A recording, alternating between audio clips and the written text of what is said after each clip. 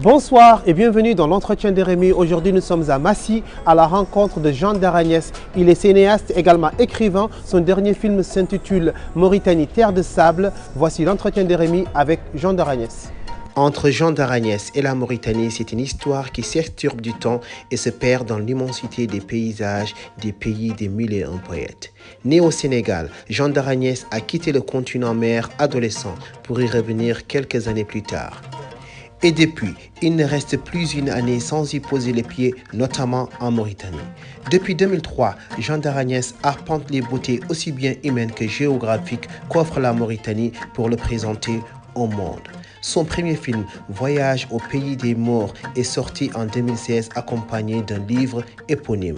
Nous rencontrons Jean Daragnès à l'Opéra de Massy dans l'Essonne où son dernier film, Mauritanie, terre de sable, est projeté dans le cadre du festival Globetrotter. Le film a été longuement acclamé par le public. Bonjour Jean Daragnès. Bonjour Saïdou. Merci d'avoir accepté notre invitation.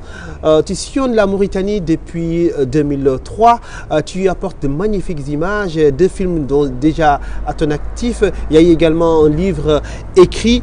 Comment est-ce qu'est née cette histoire d'amour entre toi et la Mauritanie, le pays des mille et un poètes? Pour tout dire, je suis en fait né en Afrique occidentale, dans le sud du Sénégal, où j'ai passé une bonne partie de mon enfance et de mon adolescence. Et donc j'aime l'Afrique. Ma première vision en Mauritanie était un peu apocalyptique. Je rentrais en France avec mes parents, j'étais jeune, j'avais une 10-12 ans, et on avait atterri de nuit à Nouakchott avec une tempête de sable, et j'ai gardé cette image pendant très longtemps. Et puis en 2003, je suis parti là-bas en 4x4, et pour moi c'était une révélation. Une révélation, j'ai eu la chance de visiter une bonne partie de tous les pays du Maghreb, du Sahara et du Sahel. C'est toujours compliqué de comparer les beautés, mais la Mauritanie, c'est vraiment une perle du désert. Tout y est en Mauritanie. D'abord les gens, les peuples qui sont très différents, du nord du pays au sud sur le fleuve.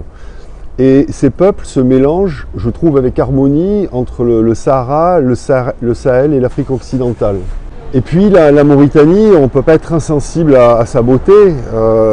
Il y a tellement de belles choses en Mauritanie. Le massif de l'Adrar qui est connu, c'est l'endroit le plus touristique, avec ses montagnes, avec ses oasis parfois gavées de palmiers dattiers, ces villages pittoresques avec ces petites tikites et les raïmas qui sont posés un peu partout. Dans les oasis, oui. Ouais, les grandes plaines qui n'en finissent pas, piquetées d'acacias et d'herbes à chameau, les aires dunaires qui s'étirent parfois sur des centaines de kilomètres. Et ces déserts qui descendent sur l'océan.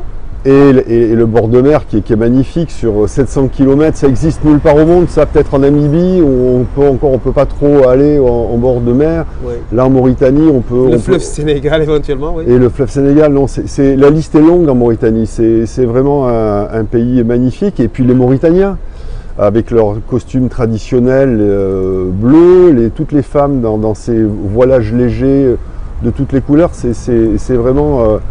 C'est vraiment un très très beau pays. Alors, un très beau pays, restons dans l'univers de la beauté. Vous avez dit que dans votre livre tantôt, que vous n'avez trouvé que paix et poésie en Mauritanie. Est-ce que vous diriez que est-ce que ça vous évoque quelque part Charles Baudelaire, luxe, calme et volupté, quand vous visitez la Mauritanie? En fait, on vit dans un monde tumultueux où la vie court très vite, où on n'a plus le temps de s'occuper de soi, d'être contemplatif, de regarder la nature paisiblement, regarder le ciel la nuit, constellé d'étoiles, écouter le silence. On vit dans un monde qui est comme ça. Et en Mauritanie, ne serait-ce que de s'arrêter sur une dune pour boire un peu d'eau fraîche, c'est une évidence. On est plongé dans une paix et un silence automatique.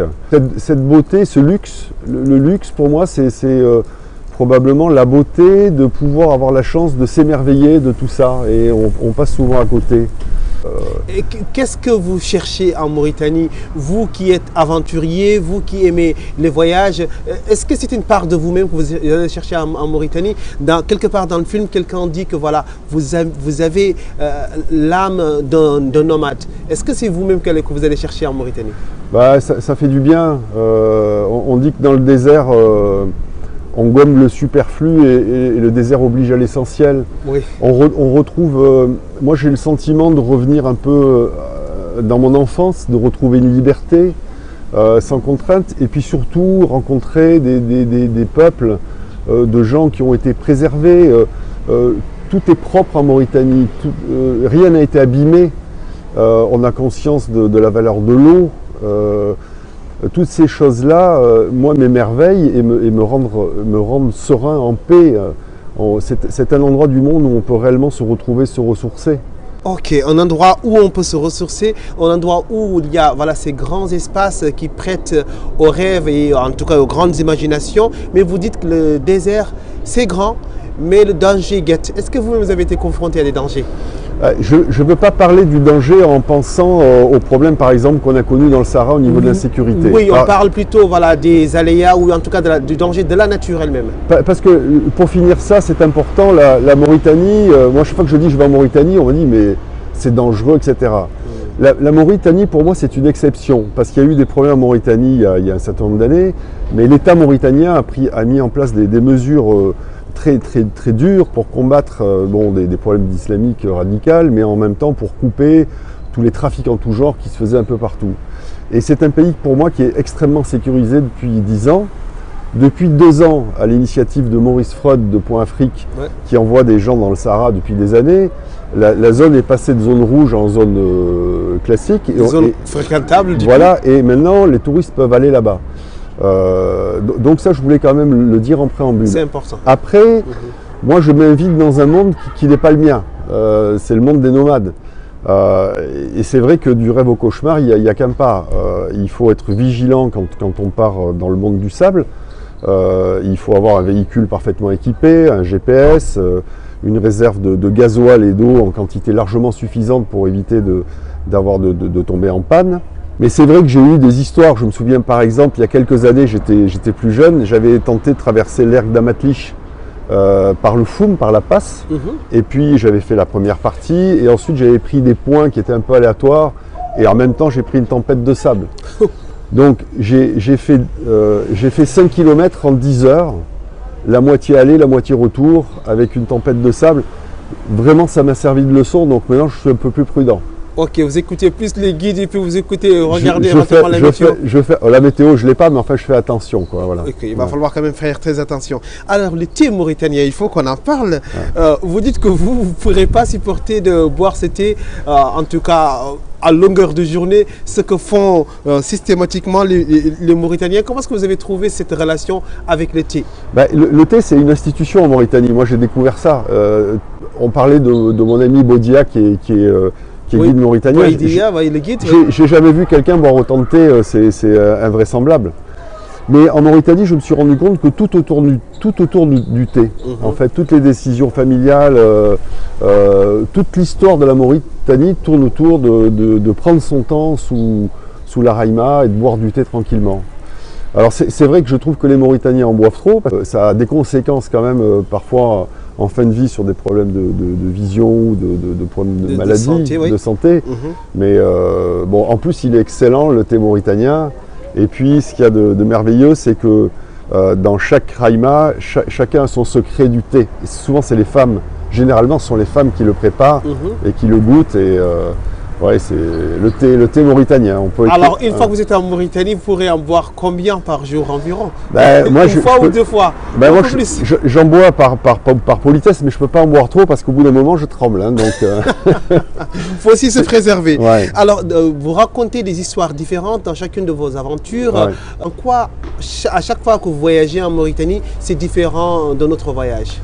La Mauritanie, c'est d'abord un grand pays qui fait 2 fois et demi la France, donc avec 90% de désert et des zones très étendues. Quand je voyage en Mauritanie, régulièrement, je vais revoir des endroits que je trouve merveilleux, où je vais revoir des gens à qui je suis attaché, mais j'aime pas refaire systématiquement 2 fois les mêmes choses. Donc j'aime bien pas me perdre dans le désert, mais prendre des options un petit peu qui me permettent de prendre mon temps, de voir autre chose. Oui. Quand vous dites également qu'il y a un jeune chamelier qui vous dit que dans le désert, il n'y a rien, mais chez vous, en France, en Europe, il y a tout, mais vous venez quand même. Ouais, ça c'est une sacrée question parce que ça ramène en fait à l'essence même de la vie. Qui a raison des deux? On peut réellement se poser la question. Est-ce que c'est le chamelier qui vit au rythme de la nature, en famille, sous la tente, s'occupant de choses saines, de ses animaux, etc., avec une vue difficile? Ou est-ce que c'est le touriste qui vient se ressourcer, essayer de rattraper ce qu'il a oublié depuis son enfance? En même temps, c'est compliqué pour moi le chamelier dit ça, mais il ne sait pas la vie qu'on a ici. Oui. Donc c'est compliqué de discuter de ça avec lui. Hein. Mais franchement, qui a raison des deux? La question reste posée. Oui, la question reste posée. Pour moi, c'est quand même le chamelier. Vous lui donnez raison. Vous êtes une grande dame, comme dirait le monsieur dans le film tout à l'heure. Ouais. Vous avez vécu quelques périodes de Guetna, donc cette période de cueillette de dattes, c'est essentiellement une effervescence sociale qui se met en place autour de cette cueillette de dattes. Est-ce que vous pouvez nous raconter cette période particulière qui se passe dans les oasis? J'ai découvert que dans le Sahara mauritanien, il y avait des oasis avec des gueltas et des palmiers dattiers partout. Il y a, je ne sais plus, peut-être 20 000 palmiers en Mauritanie. Je n'imaginais pas ça au début. À chaque fois que j'ai été en Mauritanie, j'ai jamais été au mois d'août. Et la Guetna, c'est au mois d'août, la grande fête des dattes. Par contre, ce qui m'a interpellé, c'est qu'à chaque fois que j'arrivais dans un village où il y avait une palmeraie, l'hiver, il était complètement déserté, envahi par le sable. On pourrait penser que c'est des villages qui étaient abandonnés depuis des années et des années. Et en discutant avec mon ami Bodia, il me dit « Non, Jean, tu te trompes. Les gens, les nomades, sont partis dans le désert pour faire vivre leurs animaux. Mais l'été, c'est la fête. Tout le monde se retrouve dans les palmeraies. C'est des moments de rassemblement familiaux, de partage. Et en même temps, la date, c'est quand même une substance qui est nécessaire à la vie des Mauritaniens, c'est important. Il y a même un festival de dates. Et un festival de dates, oui. Ouais. Dans votre dernier documentaire, du coup, Terre de sable, qui est projeté au festival Globetrotter à Massy, donc c'est un film c'est un film magnifique que je vous conseille d'ailleurs justement à voir, un film très poétique et dans sa construction et dans les belles images et dans la musique également. En combien de temps vous avez pu faire ce film? C'est un boulot, hein. D'abord il faut préparer le voyage, le véhicule, le matériel, partir là-bas.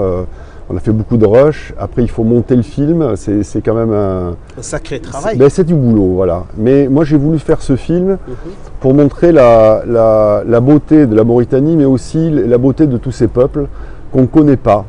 Dans votre monde, chaque mot compte, chaque geste compte. Les codes et les valeurs des hommes sont importants. J'ai voulu remettre ça en image pour montrer quand même tout ça. Et puis je trouve aussi qu'on est à un moment du monde où les peuples se croisent, se mélangent, et il est nécessaire de se connaître pour se comprendre, pour ne pas avoir de méfiance les uns des autres. Et le monde mauritanien dans son ensemble est un monde qui est merveilleux, et j'ai fait ma petite contribution à ça parce que j'estime que c'est quelque chose qui est nécessaire. En tout cas, c'est un film magnifique que j'invite tout le monde à voir et à revoir. D'ailleurs, Jean d'Aragnès, le prochain voyage en Mauritanie, ce sera probablement pour faire voir aux Mauritaniens le film. J'espère, hein. C'est mon vœu le plus cher, parce que je l'ai fait pour leur montrer la beauté que nous et l'amour qu'on peut avoir pour leur pays. Et c'est vrai que si j'ai la chance de pouvoir diffuser ce film en Mauritanie, pour moi, c'est un gros cadeau. Alors, les diffuseurs mauritaniens, que vous soyez chaîne de télévision ou autre, en tout cas, recevez l'appel de Jean d'Aragnès pour diffuser le film Des terres et des sables. Et voilà, c'est un film magnifique. Une dernière question. Ouais. Ce monsieur qui a sa ticket, qui est en fait un musée, ouais. Parlez-nous-en un peu pour clore cette interview. Islem, il habite, c'est des nomades qui sont sédentarisés à El Beyed. Donc, El Beyed, c'est à 300 km à peu près après Attar dans le sable. Bon, c'est accessible. Et il a créé un musée. Il raconte qu'il a rencontré à l'époque Théodore Monod qui cherchait la météorite, mais qui en même temps cherchait des objets d'art premier paléolithique et néolithique. Et en fait, il a rassemblé tout ça dans une petite kit où grouille d'objets d'art premier. En fait, quand les quelques touristes qui passent là-bas, il leur explique, il leur fait visiter ce que j'ai filmé. C'est une vraie belle personne, c'est un monsieur étonnant. Oh, monsieur étonnant. Qui parle bien français. Oui, qui parle super bien français. Ouais, en tout cas, merci. Un dernier mot peut-être pour clore cette interview. Oui, merci de m'avoir reçu à RMI. C'est vraiment, pour moi, je reçois ça comme quelque chose d'un cadeau.